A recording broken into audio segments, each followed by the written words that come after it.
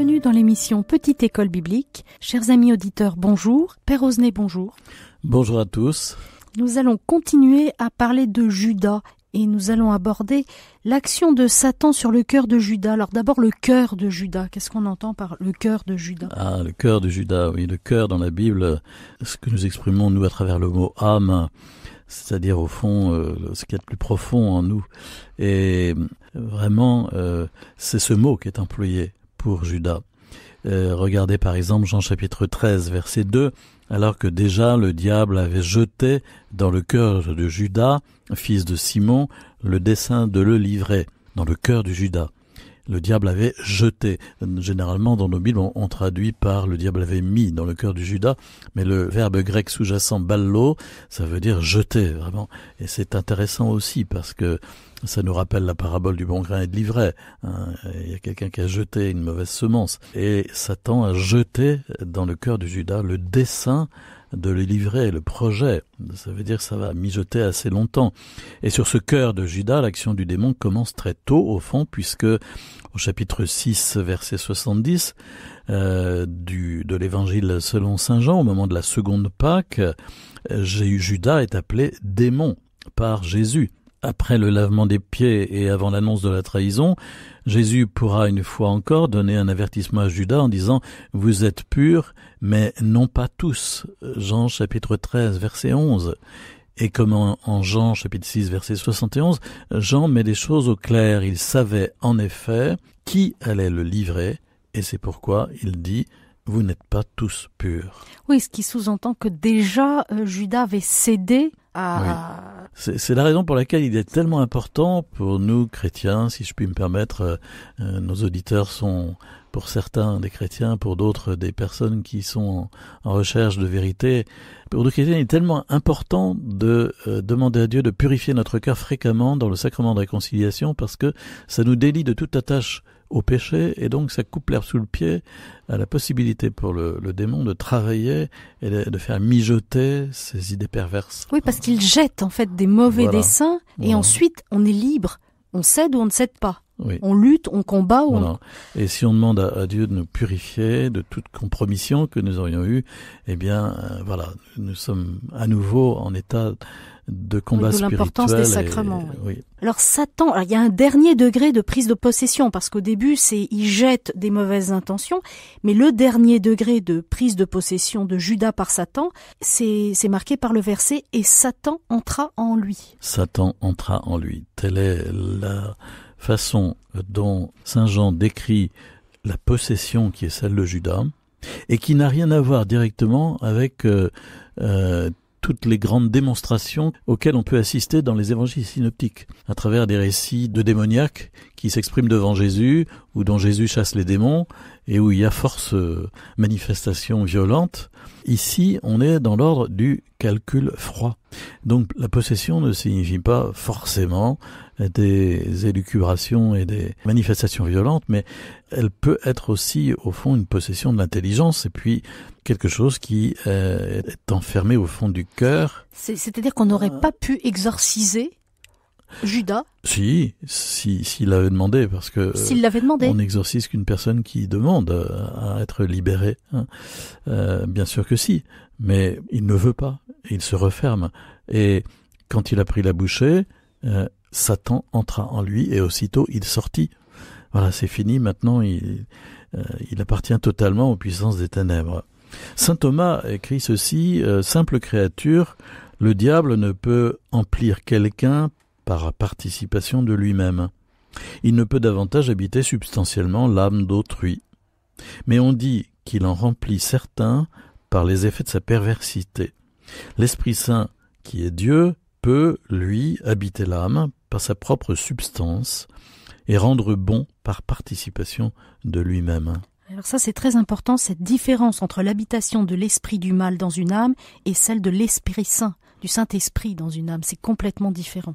Voilà, donc on va, après notre petite pause musicale, voir d'autres paroles de Jésus qui parlent de la tentation. Avec Judas et Satan. Satan vous a réclamé pour vous cribler. Ça, c'est une parole de Jésus, oui. On trouve dans Luc chapitre 22, verset 31, et qui est plutôt adressé à Pierre d'ailleurs et aux autres disciples. Satan vous a réclamé pour vous cribler. C'est-à-dire que la passion dans laquelle Jésus entre maintenant est une terrible épreuve qui va secouer les disciples comme s'ils étaient criblés, et on va voir ceux qui vont résister. Au fond, aucun d'entre eux, puisque Pierre a renié, Judas a trahi, les 10 autres se sont enfuis. Mais voilà, il y a des moments où survient une terrible tentation qui secoue le chrétien, les chrétiens, la communauté, et il faut y être prêt. Et c'est la raison pour laquelle, au fond, je disais au début de l'émission que c'est très important de veiller à tenir son cœur libre, dans une grande liberté. Parce que Satan n'entre pas tout d'un coup dans une âme, il sonde le terrain, il avance par degrés, et c'est ce qui se passe pour Judas, et après quelques tentatives faites prudemment et sans violence, il souffle alors sans réserve, et il le subjugue tout entier. Alors Jésus leur dit, voici que Satan vous a réclamé pour vous cribler comme le froment, mais il dit aussi qu'il a prié pour qu'il ne succombe pas. Et en fait pour Judas, par contre, la prière de Jésus, c'est-à-dire qu'en fait Judas était libre jusqu'au bout, mais il a aussi, on voit que Jésus a tout fait pour Jésus a prié pour lui aussi, oui, bien sûr. C'est ça, on peut pas dire que Judas était à part dès le départ et que Jésus n'a rien fait en se disant de toute façon celui-là c'est le traître. Ah oui, ça veut dire au fond qu'il faut refuser à tout prix de se représenter Judas comme une pièce absolument indispensable dans la rédemption, la trahison programmée, voilà, c'est ça, prévue par Dieu, et donc il a placé dans le groupe des 12 celui qui devait, le maillon faible. Voilà, c'est ça, et c'est pas du tout ça. Évidemment, il y a des versets, par exemple Actes chapitre 2 verset 23, où il semble que tout soit prophétisé à l'avance, puisque on nous dit selon le dessein bien arrêté et la prescience de Dieu. Mais il faut lire à ce niveau-là le catéchisme de l'Église catholique qui dit que, au fond, les protagonistes du drame de la passion et de la rédemption n'ont pas été que des exécutants passifs d'un scénario écrit d'avance par Dieu. Vous trouvez cette phrase dans le numéro 599. Donc, Judas a fait un choix libre. Il en est venu par lui-même à s'exclure de la communion de l'amour divin. Oui, il a lui-même ouvert la porte au diable.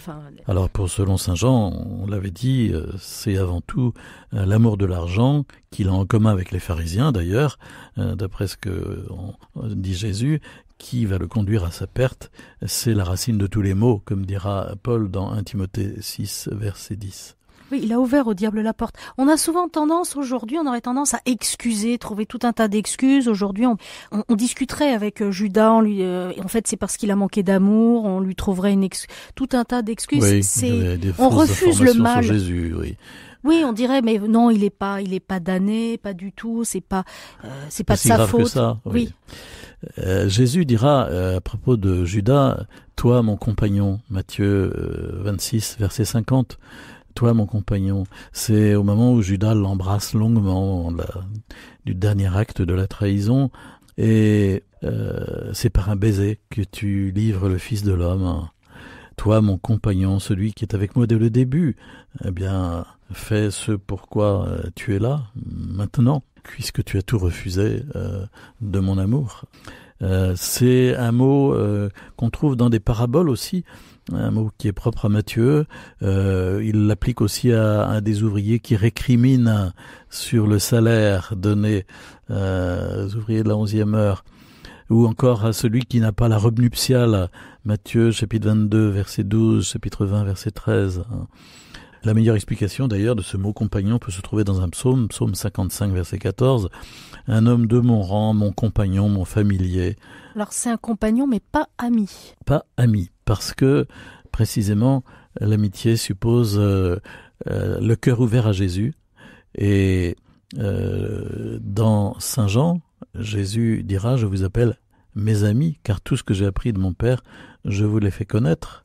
Et Jésus n'a jamais appelé Judas mon ami. C'est un mot spécifiquement johannique, mais le mot grec qui est employé pour Judas est airos en grec, compagnon, est toujours chargé chez Matthieu d'une nuance de reproche plus ou moins forte. Donc on voit qu'il trahit Jésus dans son cœur depuis longtemps, et il trahit aussi les autres apôtres. Il ne donnera pas sa vie pour son maître, il ne l'a jamais aimé finalement. Merci Père, au revoir. À bientôt.